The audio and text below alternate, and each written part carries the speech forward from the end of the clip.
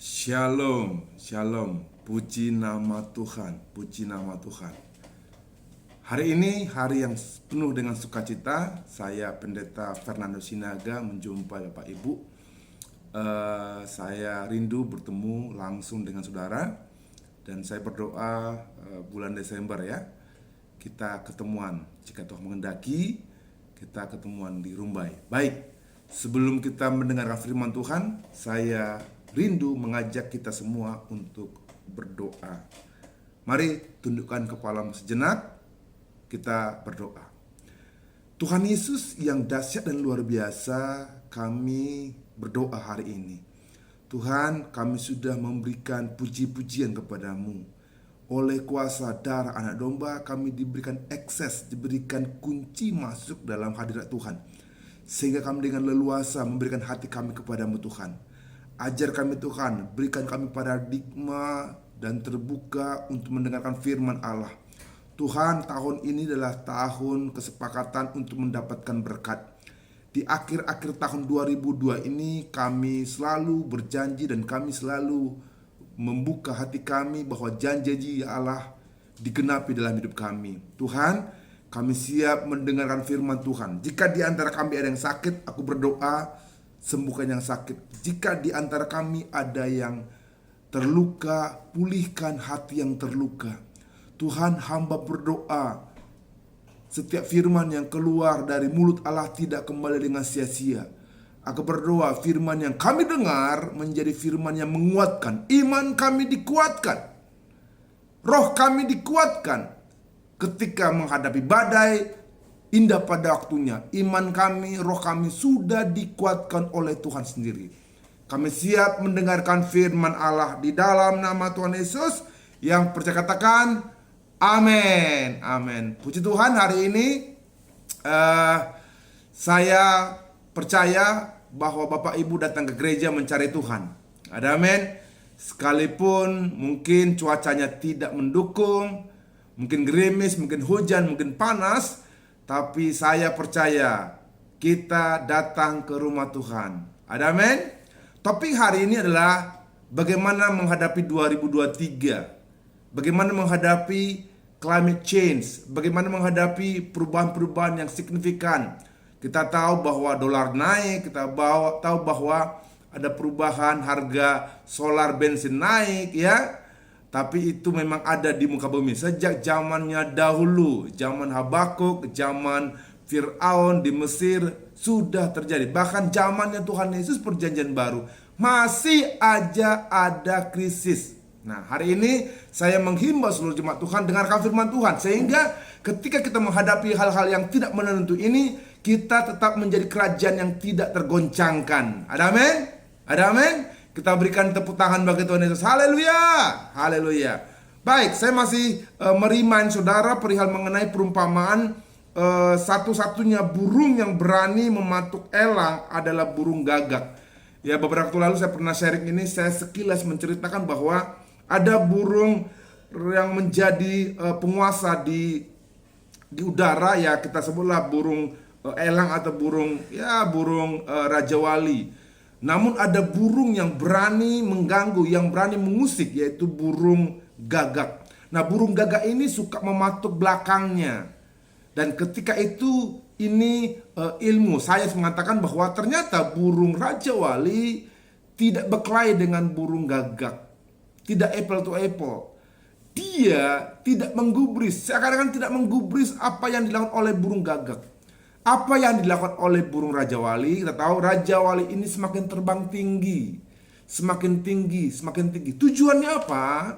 Tujuannya adalah ketika burung Raja Wali naik lebih tinggi, udara di atmosfer semakin tinggi semakin menipis, oksigen semakin menipis, sehingga gigitan dari burung gagak itu perlahan-lahan akhirnya terlepas.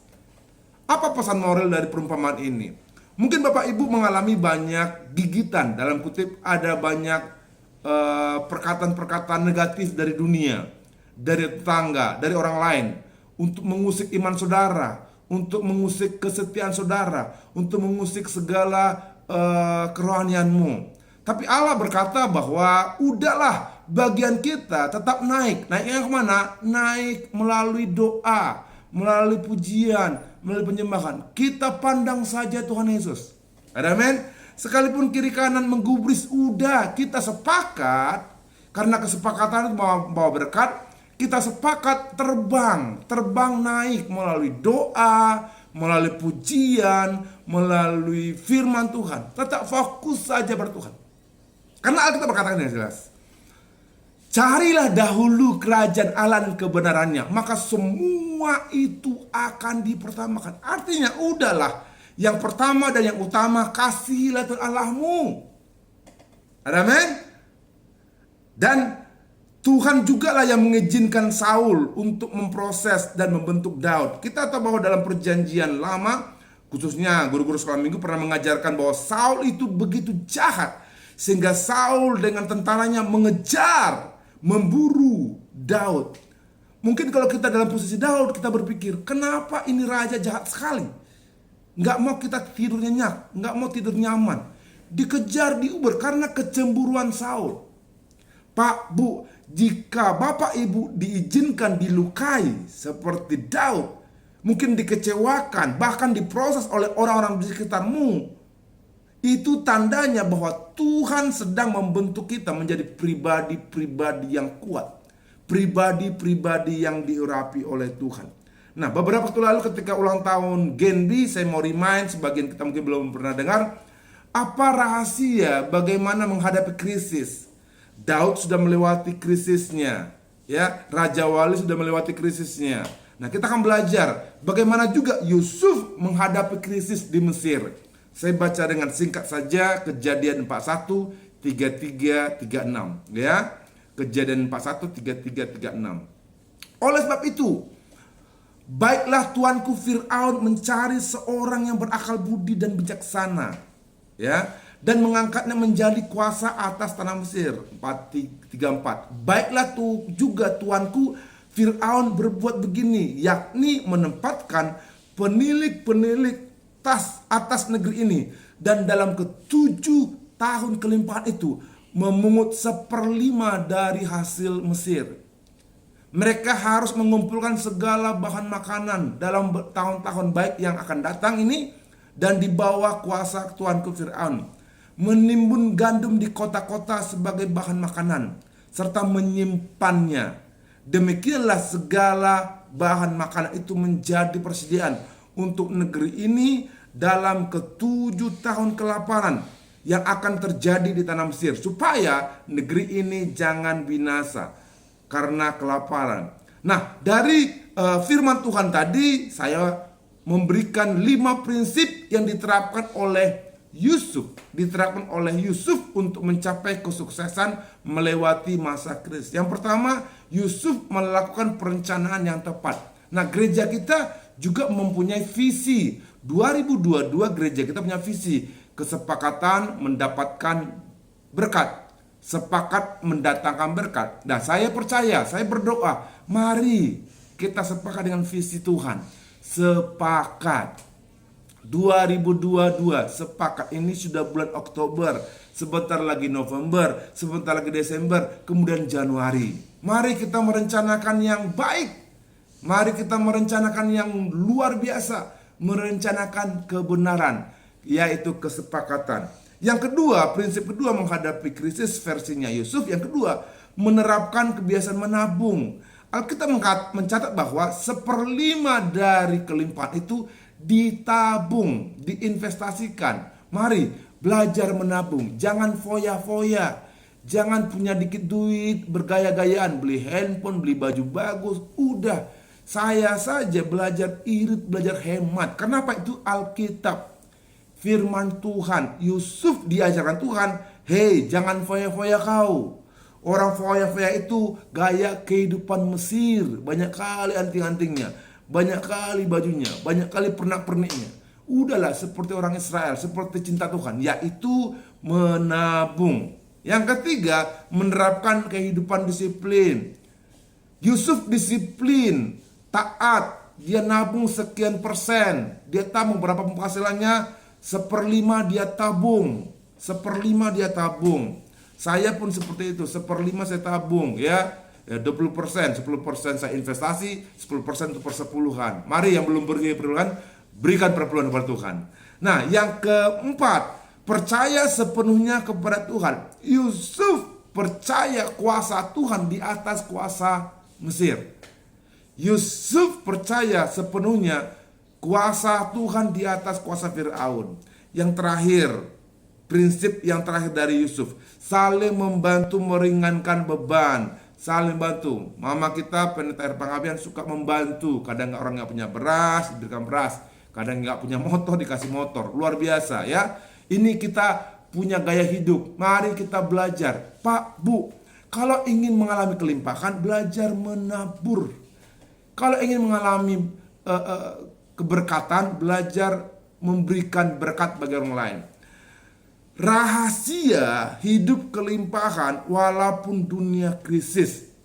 Dalam masa krisis ekonomi global saat ini, bicara mengenai hidup kelimpahan seperti halnya memberi harapan kosong. Mungkin kita berkata, Pak Pendeta, ini sedang krisis. Kok bisa-bisanya Pak Pendeta bilang hidup kelimpahan? Kamus dari mana Pak Pendeta? Ini hidup dolar naik, solar naik, bensin naik. Boro-boro nabung, makan aja kembang kempis. Senin dapat berkat, Kamisnya habis. Pak, Bu, kita ini adalah warga kerajaan surga. Saya percaya di surga tidak ada krisis. Saya percaya di surga tidak ada kelaparan.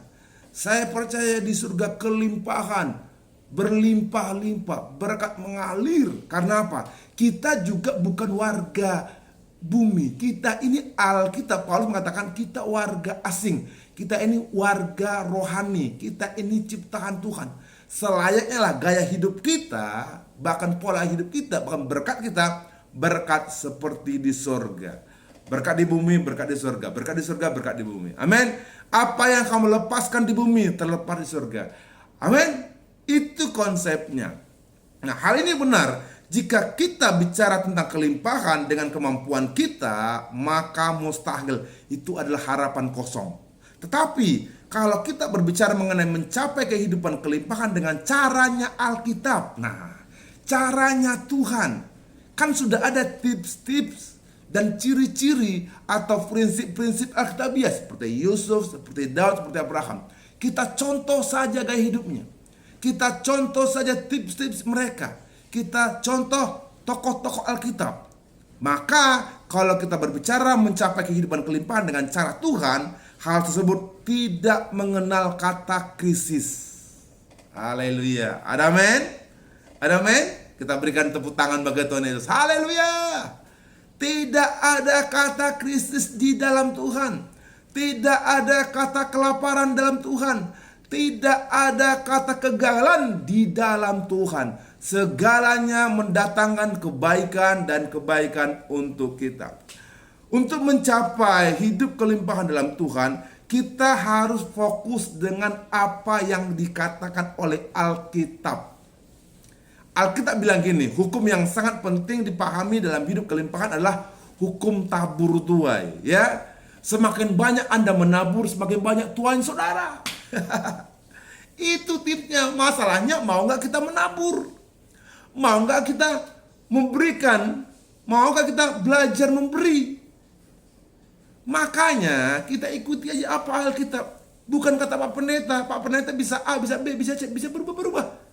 Namanya juga pendeta, namanya juga manusia. Tapi kata Alkitab, kalau ingin dilimpahi, kalau mengalami kehidupan berkecukupan, hidupnya berbuah-buah, mengenal, mempraktekkan hukum tabur tuai. Nah, kita akan baca Alkitab dulu ya. Bagaimana memiliki kekuatan menghadapi krisis ya. Filipi 4 ayat 12-13. Doa saya serumbai sepekan baru, sepanam. Kita semua diberkati Tuhan. Ada amin? Memiliki kekuatan untuk menghadapi krisis. Filipi 4 ayat 12-13. Saya baca untuk saudara. Aku tahu apa itu kekurangan dan aku tahu apa itu kelimpahan dalam segala hal dan dalam segala perkara. Tidak ada sesuatu yang merupakan rahasia bagiku, baik dalam hal kenyang maupun dalam hal kelaparan, baik dalam hal kelimpahan maupun dalam hal kekurangan. Segala perkara dapat kutanggung di dalam Dia yang memberikan kekuatan kepadaku. Yang percaya katakan haleluya. Yang percaya katakan puji Tuhan. Ada amin? Kita tahu bahwa pemerintahan Indonesia baru saja menaikkan harga bahan bakar minyak BBM, subsidi maupun non subsidi, sekitar September 2022 lalu. Nah, ini merupakan memang dampak dari krisis global yang mulai kita rasakan di Indonesia. Bahkan menurut Presiden, saat ini semua negara sedang mengalami goncangan krisis. Tidak hanya krisis pangan, juga keuangan, juga energi. Hal itu terjadi karena apa? Perubahan iklim, climate change, atau geopolitik global. Ada peperangan dan macam-macam. Memang dari sejak Adam dan Hawa sampai sekarang, krisis tidak dapat dihindari, ya. Bahkan bisa terjadi kapan saja. Bahkan dalam perjanjian lama, krisis pernah dialami oleh bangsa Israel. Bahkan bangsa Israel itu pilihan Tuhan. Nah, kita melihat bangsa pilihan saja melewati krisis. Ya, bangsa pilihan saja melewati krisis. Kita lihat Habakuk.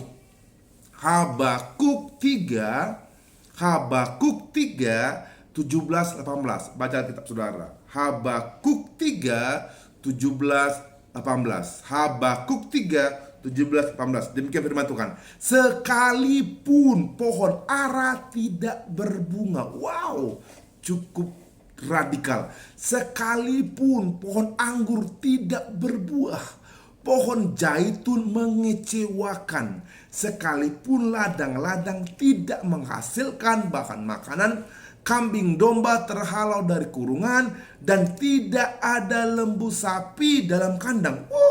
Namun Alkitab mencatat, aku akan bersorak-sorak di dalam Tuhan, beria-ria di dalam Allah yang menyelamatkan aku. Wow, dunia boleh krisis tapi surga tetap sorak-sorai. Dunia boleh gagal tapi surga tetap bersukacita, tetap berhasil. Alkitab mencatat sekalipun ada setan, sekalipun ada gagal, sekalipun ada krisis, kita yang percaya Tuhan diperintahkan untuk apa? Bersorak-sorak. Berikan tepuk tangan sekali lagi bagi Tuhan kita. Haleluya. Bersorak-sorak Inang, bersorak-sorak Amang. Itu yang dikatakan Alkitab. Jangan balikkan keadaan. Kalau kau tak punya pohon ara, kalau kau tidak menghasilkan, kalau kau mengecewakan kata dunia, marilah kecewa. Tidak. Mari adakan perlawanan. Adakan perlawanan. Kalau dunia krisis, kita yakini kita mengalami kelimpahan. Kan perlawanan namanya. Kan Yohanes bilang gini, iblis datang untuk mencuri. Ya, iblis lah itu, mencuri, membunuh, binasa. Tetapi Tuhan kita apa? Memberikan kelimpahan. Kalau kita ikut krisis, berarti kita ikut apa? Ikut dunia, ikut Mesir. Kita dikuatkan Tuhan untuk bersorak-sorai, beria-ria. Bagian kita bersorak-sorai, bagian kita punya konsep, punya ucapan, punya pola pikir, bersorak-sorai, bersyukur, beria-ria. Bagian Tuhan menyelamatkan saudara dan saya. Haleluya, haleluya.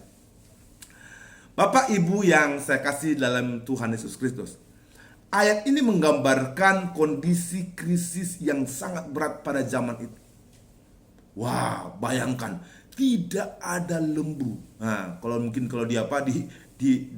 kampung tidak ada babi dalam kandang. Tidak ada kambing. Itu keadaan Habakuk. Tapi apa respon Habakuk? Dia tetap mempercayai, bahkan meyakini pertolongan Tuhan. Mungkin hari ini tidak ada beras di dapurmu.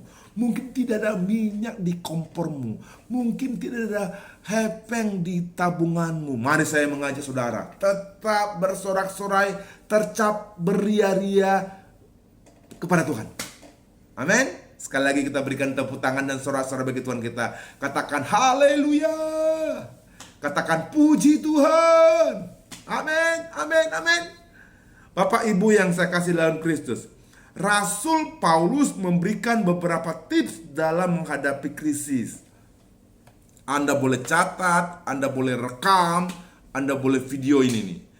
Rasul Paulus memberikan beberapa tips bagaimana menghadapi krisis. Yang pertama, kita harus menyadari ya bahwa Tuhan selalu ada di setiap musim hidup kita. Baik itu musim kekurangan ataupun kelimpahan.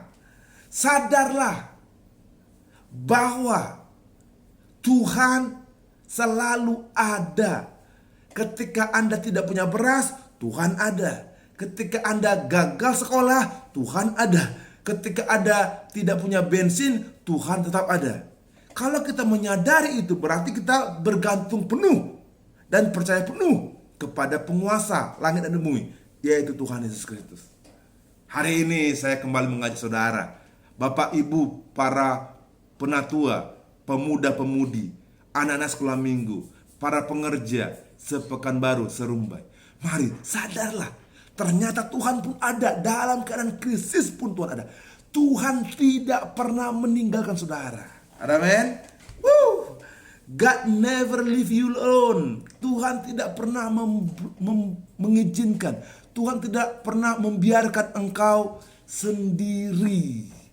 Tuhan menjagamu, Tuhan merawatmu, Tuhan memelukmu, Tuhan menjaga saudara. Amin. Yang pertama, kita harus menyadari bahwa Tuhan selalu ada di setiap musim hidup kita. Baik itu musim kemarau, musim semi, musim apapun itu, semua ada Tuhan, baik kekurangan maupun kelimpahan. Yang kedua, tips menghadapi krisis. Yang kedua, kata Paulus, Tuhan adalah Allah yang berkuasa dan mampu menolong kita, sehingga kita dapat berkata, segala perkara dapat kutanggung di dalam Dia yang memberikan kekuatan. Amin. Coba kita sama-sama ngomong. Segala perkara dapat kutanggung di dalam Dia yang memberikan kekuatan. Sekali lagi. 1, 2, 3. Segala perkara dapat kutanggung di dalam Dia yang memberi kekuatan. Amin. Amin. Tuhan yang memberikan kekuatan. Bagian kita bersorak-sorai, bagian kita berterima kasih, bagian kita bersyukur. Holani doang. Itu rahasia, nggak ada rahasia lain, Amang. Jadi tidak ada kekuatan dalam menghadapi krisis selain Yesus Kristus. Tidak ada yang kuat negara ini. Tidak ada yang kuat manusia ini menghadapi krisis. Yang ada adalah kekuatan Tuhan yang diterima oleh negara itu. Kekuatan Tuhan Yesus yang diterima oleh manusia itu. Puji Tuhan, negara ini cinta Tuhan. Amin. Kita tahu 2022 tema kita adalah sepakat mendatangkan berkat. Doa saya dalam bulan 10, sebentar lagi bulan 11, bulan 12. Terimalah berkat saudara. Ketika Anda sepakat Januari, Februari sampai Oktober awal, Anda sepakat, saya berdoa di akhir tahun ini Anda menerima berkat dari Tuhan. Amin. Haleluya. Mari kita selalu sepakat dengan keluarga. Sepakat suami istri. Sepakat dengan anak-anak. Sepakat dengan teman sepelayanan. Sepakat dengan teman sekerja. Sepakat dengan pemusik, sepakat dengan multimedia. Udah, sepakat saja kita. Kalau kita sepakat, itu memuliakan Tuhan. Sehingga janji-janji Tuhan di akhir tahun 2022 kita mendapatkan kelimpahan. Doa saya di 2023 bukan hanya berkat, tapi berbuah lebat. Berkatnya banyak, buahnya banyak. Doa saya di 2023, semua yang hadir di sini berkatnya banyak. Amin. Doa saya 2023, buahnya banyak. Amin.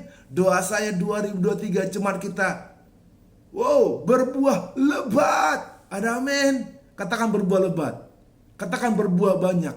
Katakan berkat berkelimpahan. Amin. Kita berikan tepuk tangan bagi Tuhan Yesus. Haleluya. Saya sangat excited masuk 2023 karena saya percaya Tuhan siapkan berbuah karena itu janji Tuhan. Bukan karena kaya atau kayanya atau mampunya kita, tapi karena Tuhan punya visi, Tuhan punya kemauan, Tuhan punya rencana memberkati saudara. Tuhan akan berkati GPD Samuel dari tahun-tahun sebelumnya berlimpah, bukan hanya gerejanya tapi seluruh jemaat mengalami berkat berlimpah, buah berlipat ganda, buahnya banyak. Yang percaya katakan amin. Kita berikan tepuk tangan sekali bagi Tuhan kita. Haleluya. Hari ini saya berdoa, saya mengajak kita untuk selalu bersyukur pada Tuhan. Selalu berterima kasih. Selalu berkata, aku diberkati, aku diberkati, aku diberkati. Amin. Bahasa Inggrisnya ada bilang gini, your mind is a magnet. Ya, your mind is a magnet. If you think of blessing, you attract blessing. If you think of problem, you attract problem. Always cultivate good truth and remain positive. Artinya gini, filosofi ini mengatakan bahwa pikiran kita itu adalah magnet, daya tarik. Kalau kita punya pikiran memikirkan positif, maka sebenarnya pikiran kita ini sedang menarik hal-hal yang positif datang ke hidup kita. Nah, your mind is a magnet. Kalau kita berpikir positif, maka yang positif yang datang. Kalau kita punya pikiran 2023 kelimpahannya datang. Kalau kita berpikir 2023 berbuah lebat, maka berbuah lebat yang datang. Ya, mari kita perintahkan pikiran kita berpikir positif. Paulus berulang kali, pikirkanlah yang mulia, pikirkanlah yang positif, pikirkanlah yang sedap didengar, pikirkanlah yang suci. Ada amin. Pikirkanlah. Unang marasa roham. Capek kau nanti. Cepat tua pula. Pikirkanlah. Mau di pasar, pikirkan yang positif. Mau di toko, pikirkan yang positif. Mau naik mobil, perjalanan keluar kota, pikirkan yang positif. Ada amin. Mau masak sayur, kangkung, bayam, ikan-ikan, goreng ayam, goreng babi, pikirkan yang positif. Apapun kegiatan kita, berpikirlah positif. Kesimpulan. Rasul Paulus memberikan beberapa tips dalam menghadapi krisis atau problem di tahun-tahun mendatang. Yang pertama, kita harus menyadari bahwa Tuhan selalu ada di setiap musim hidup kita. Sadarilah, Tuhan kita, Tuhan yang ada, omnipresent, maha hadir. Hadir di Jakarta, hadir di Pekanbaru, hadir di Panam, hadir di Medan.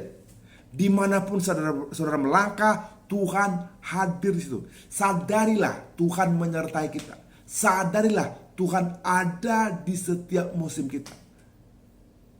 Amin. Saya bersyukur beberapa jemaat wisuda, ya. Saya berdoa teman-teman yang wisuda diberikan pekerjaan dengan cepat. Ada amin. Pekerjaan yang luar biasa. Yang sudah bekerja dipromosi, naik gaji minimal 10%. Doa. Saya doanya tahun depan itu doa saya penghasilan saya 1000%. Kan doa. Nggak salah doa. Kan gratis doa. Doa saja. Itu doa saya. Yang pertama, menghadapi krisis, kita harus menyadari bahwa Tuhan selalu ada di setiap musim hidup kita, baik musim kekurangan ataupun kelimpahan. Yang kedua, Tuhan adalah Allah yang berkuasa. Tuhan Allah yang mampu menolong saudara dan saya.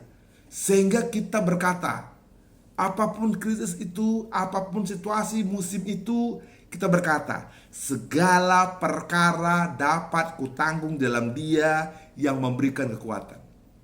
Ada amin?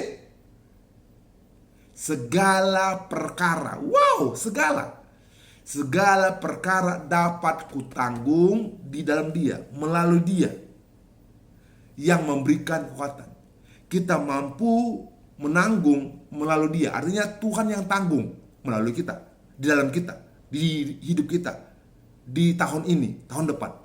Kapanpun tahunnya, kita percaya Tuhan yang kita sembah, yaitu Tuhan Yesus, itu berkuasa menanggung, memberikan kemampuan, kelegaan bagi kita. Ada amin? Kita berikan tepuk tangan bagi Tuhan Yesus. Haleluya, haleluya. Saya ingin berdoa untuk saudara. Mungkin Anda mengalami krisis keluarga, krisis pendidikan, krisis ekonomi, krisis hubungan. Nah, dari firman Tuhan ini saya mengajak saudara, sadarlah Tuhan ada di situ. Tuhan mengerti isi hatimu, kekecewaanmu, kepedihanmu, doa-doamu yang belum dijawab oleh Tuhan. Tetap saja sadari Tuhan ada di situ. Tuhan tidak pernah cuek atas saudara. Dia selalu memperhatikanmu. Setiap pagi dia berkata, I love you my son, I love you my daughter. Aku mengasihimu, aku mengasihimu, aku mengasihimu. Dan yang kedua, ingatlah bahwa Tuhan yang kita sembah adalah Tuhan yang penuh kuasa. Penuh kuasa. Nah, saya ada ilustrasi terakhir. Mungkin Bapak Ibu pernah mendengar ilustrasi ini. Alkisah ada perguruan silat. Guru yang sudah umurnya di titik tertentu sudah akan meninggalkan bumi ini. Sehingga dia panggil murid-muridnya. Dia panggil disciple-nya. Murid-muridku, saya akan memberikan warisan jurus-jurus semuanya kepada murid-muridku. Umur saya tidak muda lagi. Dan saya ingin memberikan legacy, warisan kepada murid. Kepada salah satu murid yang paling kuat di antara saudara. Jujur murid-muridnya saling melihat, saling menunjukkan kekuatan mereka. I have a power, I have strong. Tapi beberapa waktu kemudian si guru menunjuk seorang yang kurus dari antara mereka. Sebuah namanya si Andi. Andi ini kurus. Andi, kamu saya tunjuk untuk mendapatkan warisan jurus dari saya. Namun ada tugas. Apa tugasnya? Kata si Andi. Kemudian si Andi ini dengan semangat berkata, saya siap melakukan tugas dari guru. Guru bilang gini, Andi, tugasmu adalah setiap pagi jam 5 engkau pergi ke gunung itu. Dan sampai gunung itu di atas, kamu mendorong batu besar itu. Kamu dorong sampai sekuat tenaga. Dan kamu turun. Kamu lakukan juga besok harinya, hari ketiga. Memang Andi begitu semangat. Dan dia lakukan. Jam 5 pagi, setiap pagi dia naik ke gunung. Sampai di atas gunung, dia coba mendorong sekuat tenaga. Dan dia turun lagi. Hari ketiga, hari keempat. Tahun pertama, wow. Tahun kedua, dia naik jam 5 pagi. Kemudian setelah di atas, dia coba dorong. Dia coba dorong dan batu itu tidak bergeser 1 senti pun. Kemudian dia berpikir, udah bertahun-tahun ku dorong tak bergeser pula. Dia turun, dia menemui gurunya. Guru, saya sudah ikuti perintah guru. Saya naik jam 5, saya dorong, tapi heran. Batu itu tidak bergeser. Jangan-jangan guru salah pilih saya. Kemudian guru itu memberikan wejangan. Muridku, Andi, saya tidak menyuruhmu menggeser batu itu. Yang saya suruh hanya dorong saja. Bahkan lihatlah, ketika kakimu melangkah naik ke atas setiap pagi, kakimu tambah kuat. Ketika engkau mendorong batu sekuat tenaga, lihat lenganmu tambah kuat. Dan sekarang setelah bertahun-tahun engkau melakukan itu dengan setia dan disiplin. Coba kamu compare, bandingkan dengan teman-teman, dengan murid lain. Kamulah yang paling kuat ototnya. Kamulah yang paling kuat tenaganya. Kenapa? Disiplin dan setia. Pesan moral ini adalah mungkin di antara saudara ada punya masalah. Masalahnya berat sekali. Anda sudah berdoa tapi tidak ada jawaban. Anda sudah berpuasa tapi tidak ada jawaban. Ini pesan moralnya. Tuhan tidak melihat masalahmu. Tuhan lihat saudara. Sekalipun saudara tidak punya jalan keluar, tapi Anda tetap bersyukur di atas masalah. Sekalipun Anda punya pergumulan sepertinya tidak ada solusi, tetapi Anda tetap setia dan disiplin bersyukur. Bersyukur, berterima kasih di atas masalah, berterima kasih setiap musim, berterima kasih setiap krisis. Lihat, iman saudara bertambah kuat. Amin. Tuhan mau setiap krisis imanmu tambah kuat. Tuhan mau imanmu tambah strong, tambah powerful. Kenapa? Engkau latih dengan kedisiplinan dan kesetiaan setiap hari. Saya mengajak semua jemaat Tuhan, mari disiplinlah, setialah untuk bersorak-sorai, setialah bersyukur, setialah untuk menyanyi untuk Tuhan. Mau keadaan gagal, mau keadaan krisis, mau keadaan kelimpahan, tetap bersyukur. God is so good. Amin. Kita berikan tepuk tangan bagi Tuhan kita. Haleluya, haleluya, haleluya, haleluya. Amin. Demikian firman Tuhan pada hari ini. Saya mengajak saudara, ingat, sadarilah Tuhan selalu ada untuk saudara. Yang kedua, ingat Tuhan kita penuh kuasa, siap mengubah krisismu menjadi kelimpahan. Doa saya 2023, kita mengalami buah yang lebat, buah berkat kelimpahan, berkat yang banyak, kelimpahan luber. Yang percaya katakan amin. Kita berikan tepuk tangan bagi Tuhan Yesus. Haleluya. Amin. Letakkan tangan kiri di hatimu, tangan kanan ke surga. Oh, letakkan tangan kiri di hatimu, tangan kanan ke surga. Tuhan Yesus yang luar biasa, Tuhan Yesus yang dahsyat. Hamba berdoa untuk seluruh jemaat Tuhan hari ini. Tuhan, kami percaya, kami yakin dengan kebenaran firman-Mu. Sudah banyak tips, sudah banyak prinsip di Alkitab bagaimana menghadapi krisis. Hari ini kami diingatkan kembali bagaimana menghadapi krisis. Tuhan, kami angkat tangan. Kami mau selalu percaya, menyadari bahwa Tuhan ada di hati kami. Tuhan ada di lingkungan kami. Bagian kami hanya bersyukur senantiasa, bersyukur selamanya, bersyukur dalam keadaan apapun. Yang kedua, kami berdoa dan percaya Tuhan, segala perkara dapat kutanggung dalam Dia yang memberikan kekuatan kepada seluruh jemaat Tuhan. Hari ini hamba berdoa, Tuhan, setiap hati yang sudah terbuka, Tuhan, kami siap menerima kekuatan dari Tuhan. Kami siap menerima Roh Kudus dari Tuhan. Kami siap menerima perlindungan dari Tuhan. Aku berdoa 2022 ini semua jemaat Tuhan mengalami kesepakatan untuk terima berkat. Bahkan kami mengalami 2023 buah yang lebat, buah yang berkat, kelimpahan kami terima tanpa terkecuali. Tuhan, aku berdoa, oh haleluya, terima jemaat Tuhan, terima, katakan terima kasih Tuhan Yesus. Oh, ucapkan, buka mulut saudara, terima kasih Tuhan. Oh, semua yang di belakang bilang terima kasih Tuhan, terima kasih Tuhan, terima kasih Tuhan. Yang di depan, terima kasih Tuhan. Semua katakan terima kasih Tuhan. Yes. Oh, rabata karamashita karalaba. Haleluya, haleluya, haleluya. Tuhan, terima kasih Tuhan Yesus. Terima kasih. Oh, haleluya. Lambaikan tangan saudara. Yes, katakan terima kasih, terima kasih. Lambaikan tangan saudara ke surga biar Tuhan lihat saudara. Yes, terima kasih. Oh, sorak-sorai. Haleluya. Ucapan cukup terjadi kami. Terima kasih Tuhan, terima kasih Tuhan. Lihat jemaat Tuhan yang bersorak-sorai. Lihat jemaat Tuhan yang bersyukur. Lihat jemaat Tuhan yang berterima kasih. Hamba percaya, hamba yakin Tuhan menyiapkan kelimpahan bagi semua kami di dalam nama Yesus. Haleluya. Kita berikan tepuk tangan bagi Yesus. Haleluya. Katakan haleluya. Katakan haleluya, haleluya, haleluya. Yes, yes. Kita berikan tepuk tangan yang meriah, dalam nama Tuhan Yesus. Yes, yes, yes. Terima kasih Tuhan, terima kasih.